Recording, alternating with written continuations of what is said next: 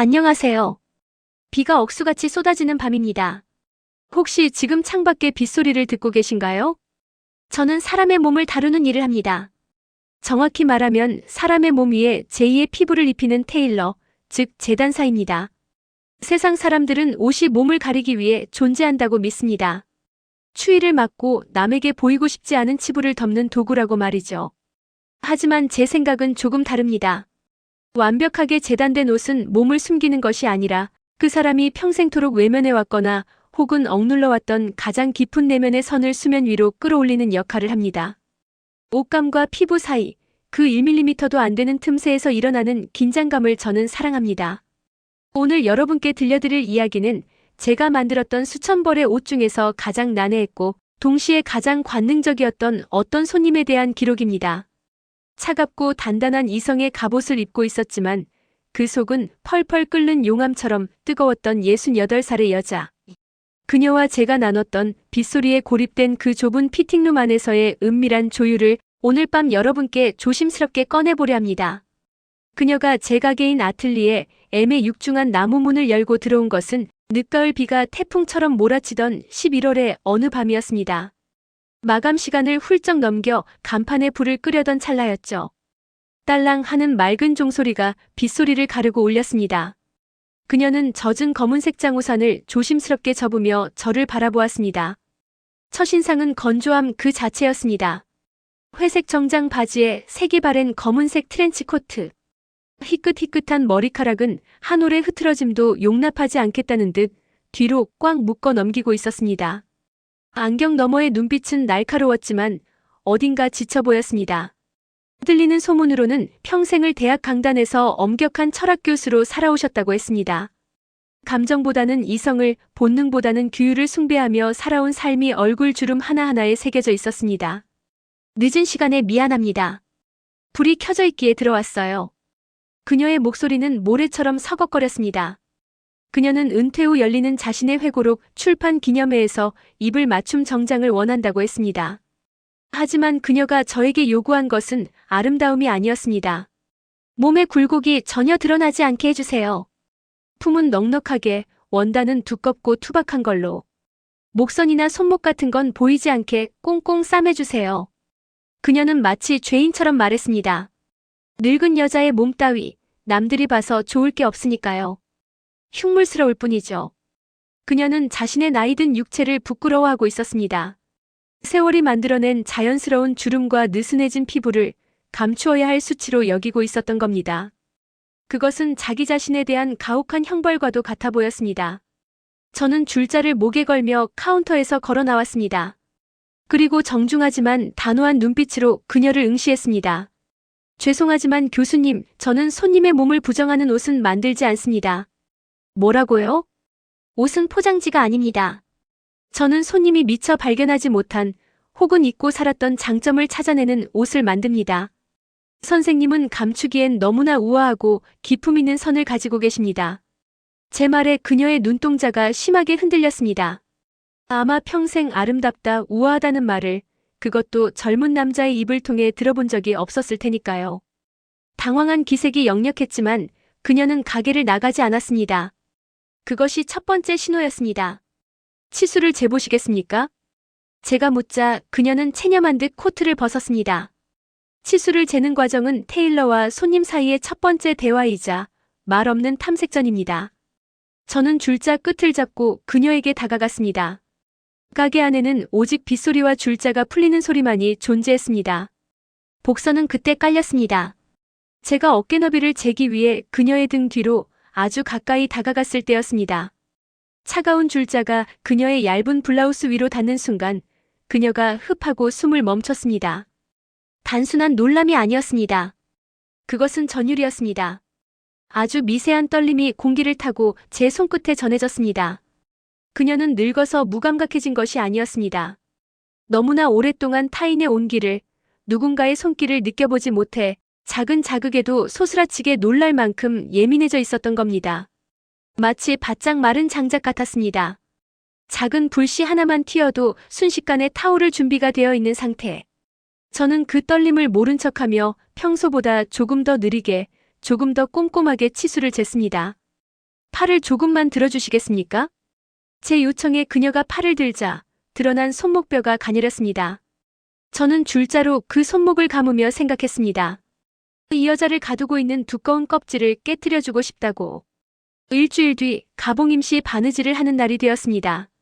그날 밤은 마치 하늘이 뚫린 것처럼 폭우가 쏟아졌습니다. 태풍주의보가 내려진 탓에 거리는 텅 비었고 제 가게 아틀리에 엠만이 어둠 속에서 고립된 섬처럼 불을 밝히고 있었습니다. 직원들은 일찌감치 퇴근시켰고 가게 안에는 저와 그녀 단둘뿐이었습니다. 약속대로 오셨군요. 그녀가 들어오자 눅눅한 습기와 함께 비냄새가 훅 끼쳐왔습니다. 저는 미리 준비해둔 옷을 건넸습니다. 그녀가 요구했던 투박한 회색 정장이 아니었습니다. 제가 준비한 것은 짙은 와인색 벨벳 슈트였습니다. 조명을 받으면 붉게, 어둠 속에서는 검게 보이는 최고급 벨벳. 그리고 허리라인을 과감하게 잡아 여성성을 극대화한 디자인이었죠. 이건 제가 주문한 게 아닌데요. 일단 입어보시죠. 입어보시면 압니다. 그녀는 의심스러운 눈초리로 하지만 거부하지 않고 옷을 받아들고 피팅룸 안으로 들어갔습니다. 두꺼운 벨벳 커튼이 쳐졌습니다. 곧이어 안에서 옷을 갈아입는 소리가 들려왔습니다. 사각사각. 옷감이 피부를 스치는 소리. 지퍼가 내려가는 소리. 옷이 바닥에 툭 떨어지는 소리. 시각이 차단된 상태에서 들려오는 그 적나라한 소음들은 텅 빈 가게 안을 꽉 채우며 제 상상력을 자극했습니다. 밖에서 들리는 거친 빗소리가 그 긴장감을 더욱 고조시켰습니다. 저는 마른 침을 삼키며 전신 거울 앞에 서서 기다렸습니다. 잠시 후 커튼이 천천히 걷히고 그녀가 나왔습니다. 저는 잠시 숨을 멈췄습니다. 와인색 벨벳은 그녀의 몸을 타고 흐르며 세월의 흔적을 흉터가 아닌 고혹적인 무늬로 바꿔놓았습니다. 꼿꼿한 등과 어우러진 슈트는 그녀를 강인하고 섹시한 여인으로 보이게 했습니다. 하지만 그녀는 거울 앞에 서서 어쩔 줄 몰라 했습니다. 너무 꽉 끼는 것 같아요. 숨쉬기가 불편해요. 옷이 불편한 게 아닙니다, 선생님. 드러난 당신의 모습이 낯선 것뿐이죠. 그녀는 자꾸만 옷깃을 여미며 거울 속에 자신을 외면하려 했습니다. 이런 색깔은 나 같은 늙은이에겐 어울리지 않아. 너무 야해. 제가 도와드리겠습니다. 옷이 몸에 완전히 밀착되려면 시간이 조금 필요합니다. 저는 손목에 핀 쿠션을 차고 그녀의 뒤로 다가갔습니다. 전신 거울 속에 우리 두 사람의 모습이 비쳤습니다. 그녀는 거울을 통해 저를 보고 있었고 저 역시 거울을 통해 그녀의 흔들리는 눈동자를 정면으로 응시했습니다. 직접 마주보는 것보다 훨씬 더 은밀하고 자극적인 시선의 교환이었습니다. 등 쪽이 조금 뜨네요. 긴장을 푸셔야 옷이 몸을 받아들입니다. 저는 한쪽 무릎을 굽히고 앉아 재킷의 허리 라인을 매만지기 시작했습니다. 제 손바닥이 그녀의 허리춤을 스치고 지나갔습니다. 두꺼운 벨벳 원단 너머로 그녀의 체온이 전해졌습니다. 뜨거웠습니다. 겉모습은 차가운 얼음 같았지만 그녀의 중심은 용광로처럼 열기를 뿜어내고 있었습니다. 저는 천천히, 아주 천천히 손을 위로 올리며 옷의 맵시를 잡았습니다. 테일러로서 옷을 만지는 손길이었지만 동시에 남자로서 여자를 탐색하는 손길이기도 했습니다. 아! 그녀의 입에서 짧은 탄성이 터져나왔습니다. 단순히 옷을 잡아당겼을 뿐인데도 그녀의 몸은 제 손길을 기다렸다는 듯 반응했습니다. 저는 자리에서 일어나 그녀의 등 뒤에 바짝 붙어 섰습니다. 이제 제 앞섭이 그녀의 등에 닿을 듯 말 듯한 거리였습니다. 그녀의 목덜미에서 젖은 비냄새와 오래된 서재에서 날 법한 종이 냄새, 그리고 은은한 살냄새가 뒤섞여 났습니다. 그 향기는 저를 아찔하게 만들었습니다. 선생님, 거울을 똑바로 보세요. 피하지 마시고요. 제 낮고 굵은 목소리가 그녀의 귓가를 파고들었습니다. 이게 진짜 당신의 모습입니다. 당신은 시들지 않았습니다. 단지 아무도 꽃 피우는 법을 알려주지 않았을 뿐이죠. 그녀의 어깨가 눈에 띄게 떨리고 있었습니다. 저는 양팔을 뻗어 그녀의 앞쪽 옷깃을 정리해 주었습니다. 거울 속에서 보면 마치 제가 뒤에서 그녀를 껴안고 있는 듯한 자세가 되었습니다. 그녀의 얼굴이 붉게 달아오르는 것이 보였습니다. 꽉 담은 입술이 파르르 떨리고 있었습니다.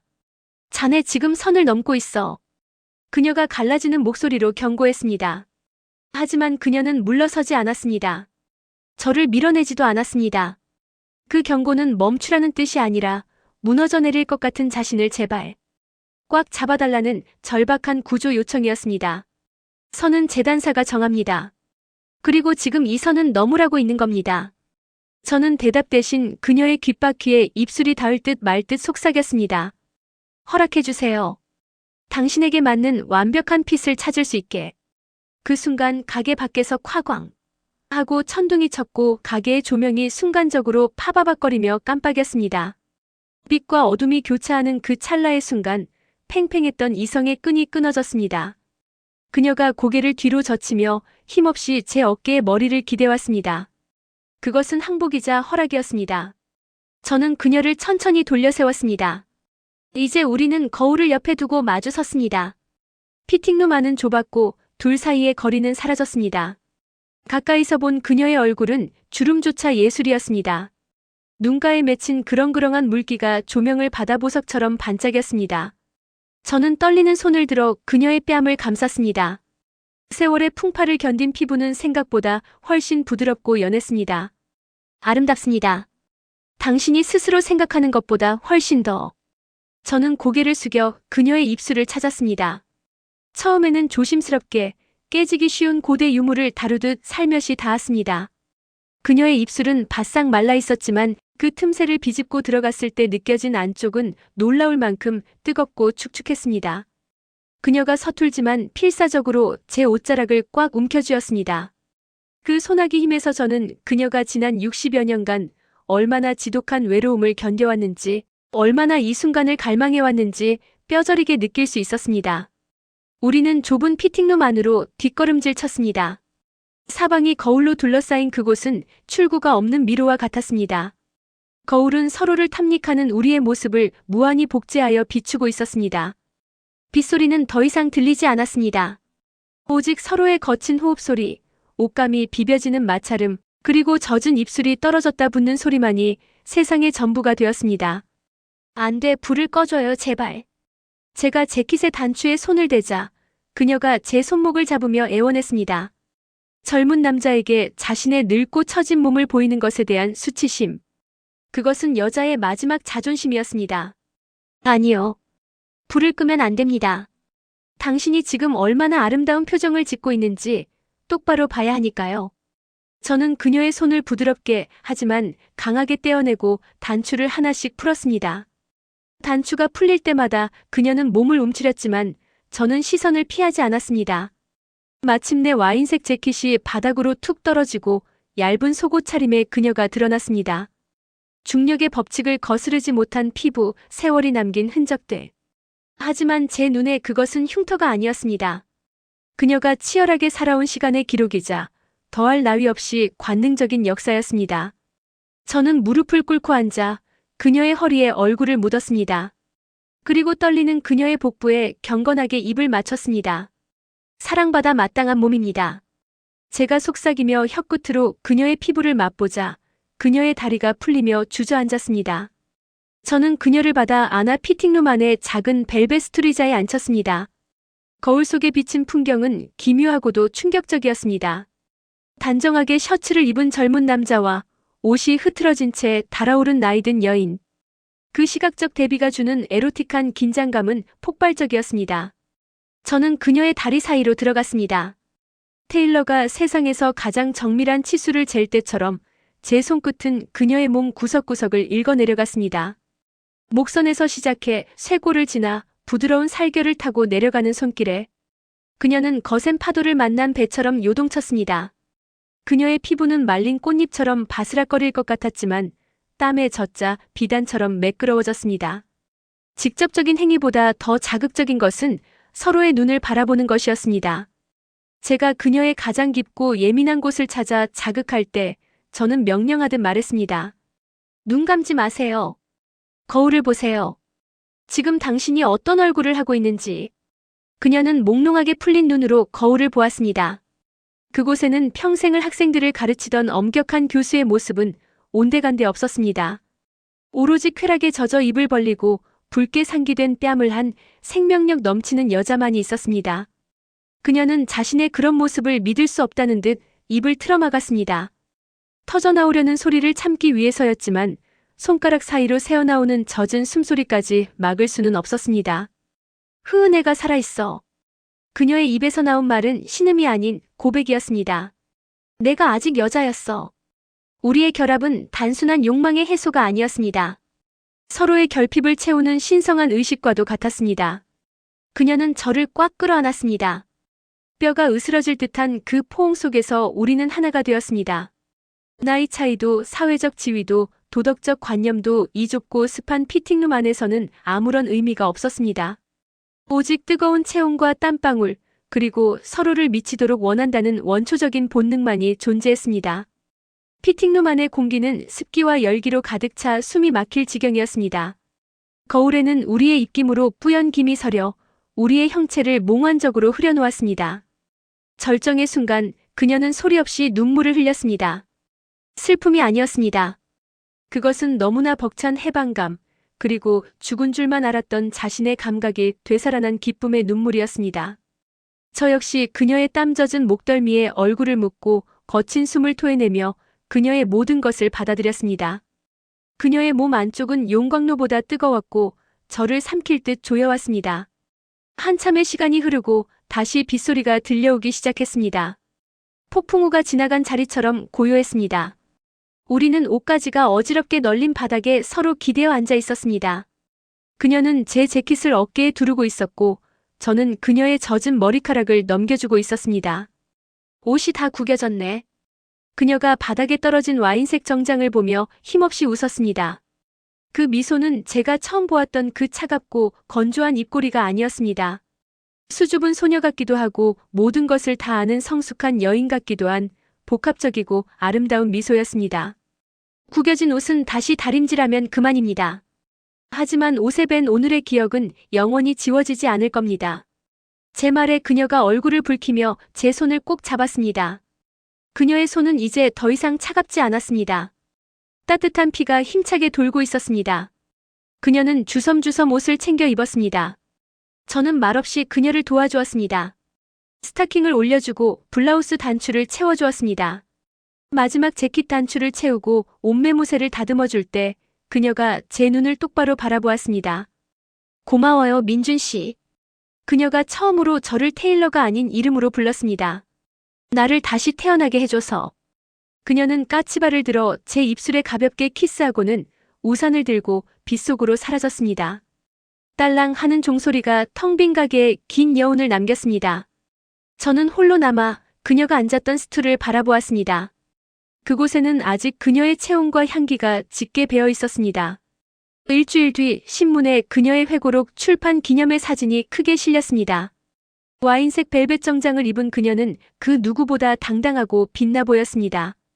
사진 속의 그녀가 마치 저를 보고 비밀스러운 미소를 짓는 것 같았습니다. 사람들은 그녀의 변화된 스타일에 찬사를 보냈지만 그 옷 속에 감춰진 비밀을 아는 사람은 오직 저뿐이었습니다. 그리고 며칠 후 가게 앞으로 고급스러운 봉투에 담긴 편지 한 통이 도착했습니다. 겨울 코트가 필요해요. 이번에도 안감은 아주 부드러운 걸로 부탁해요. 치수를 다시 재야겠죠? 그 짧은 문장 속에 담긴 의미를 저는 압니다. 이것은 단순한 주문이 아니었습니다. 계절이 바뀔 때마다 비가 오는 날이면 우리만의 은밀한 피팅룸은 다시 열릴 것이라는 약속이었으니까요. 구독자 여러분, 오늘 밤 옷장을 열어 거울 앞에 서보셨나요? 거울 속에 비친 당신은 어떤 표정을 짓고 있습니까? 혹시 타인의 시선 때문에 혹은 나이라는 숫자 때문에 당신 안의 뜨거움을 외면하고 있지는 않나요? 기억하세요. 당신에게 맞는 옷은 세상의 기준이 아니라 당신의 본능이 결정하는 것입니다. 당신은 여전히 뜨겁고 아름답습니다. 지금까지 비 내리는 밤 아틀리에 M의 재단사였습니다. 오늘 밤은 부디 당신의 몸이 원하는 꿈을 꾸시길 바랍니다.